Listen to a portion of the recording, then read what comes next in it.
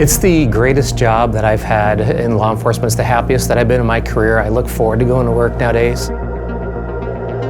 So my name is Mark Holthouse. I am a sergeant with the Liberty Lake Police Department. I've been employed there since March of 2017. I have a total of 21 years in law enforcement. I'm currently the school resource officer assigned to Ridgeline High School. So I work with the staff and the students in not only keeping them safe and educating them on like fentanyl and safe for driving habits, and sometimes I'm invited to classrooms to talk like the Bill of Rights and which amendments that we work with specifically, the First Amendment, the Second Amendment, Fourth and Fifth. The staff there is very welcoming and supportive of law enforcement, which you may not get in some of the bigger city schools where the media has sometimes thrown us under the bus, made us look like the bad guys.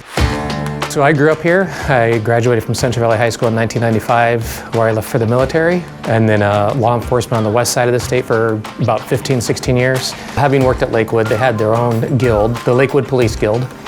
And so when I moved to Liberty Lake in March of 2017, I learned that they were under the Teamsters, which I wasn't familiar with, but I was open to it. I was open-minded, and it is what it is. It was already established. We had a shop steward that worked for the department, so he was the liaison between our membership and then Teamsters. And so several months after I was hired, he went to work full-time for Teamsters. And so when he left and went to work for Teamsters, we have it written in their contract to where you can cash out your sick leave, about 640 hours, I believe, when you retire. And because he was 40 years old, he hadn't retired yet because you have to be 50 years old to retire by the left's definition. And so because he didn't meet their definition, he wasn't considered retired, but rather resigned. He disagreed with that decision and filed a grievance with the city, which the rest of us were scratching our heads. Why is he filing a grievance? Like, he resigned, he didn't retire. Nonetheless, he went forward with that grievance against the city. And it's a small agency, a small city, so when you file a grievance, it becomes personal.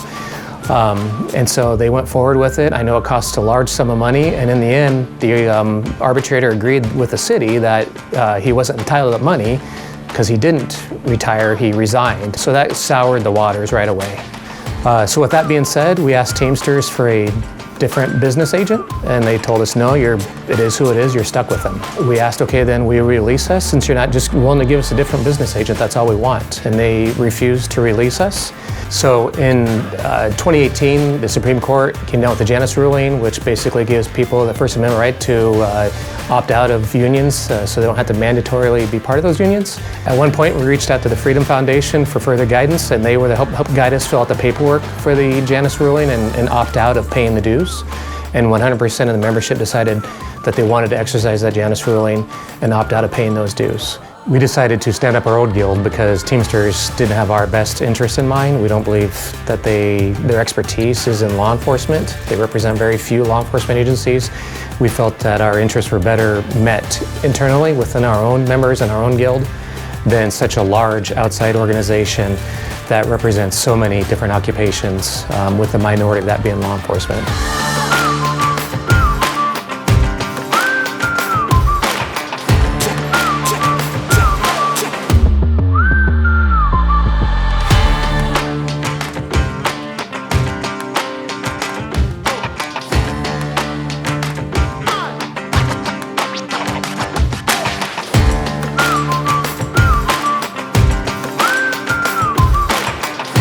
Our guild members are excited about having our own say and our own wants and desires in the contract. The name of our bargaining unit is the Liberty Lake Police Guild. We consist of about 18 members. We have a president, a vice president, a secretary-treasurer, grievance committee, and we have bylaws in place to help guide us through and set rules in place to uphold the integrity of our guild. Our guild is able to do everything that Teamsters was able to do for us. I feel like currently now under our guild, the bargaining relationship between us and the city is much more smoother, it's much closer. During the negotiations, both sides kept attorneys out of it for the most part until the end when they just went through the contract. But it's more of a just gentlemen sitting down at the table and going through the desires of each side. So I believe that the process has been much smoother rather than having such a large organization come in who didn't have that friendly face and maybe not as open of a mind.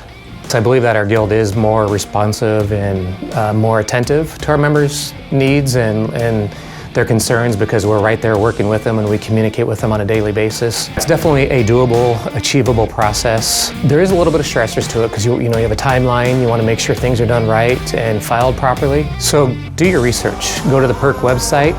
It has a lot of useful information on there, timelines, what needs to be done. And then reach out to the Freedom Foundation. They can also help answer any questions and guide you through some of that process as well. The Freedom Foundation was there for us to help guide us or answer questions or even file court proceedings on our behalf. So we are thankful for their support through this process.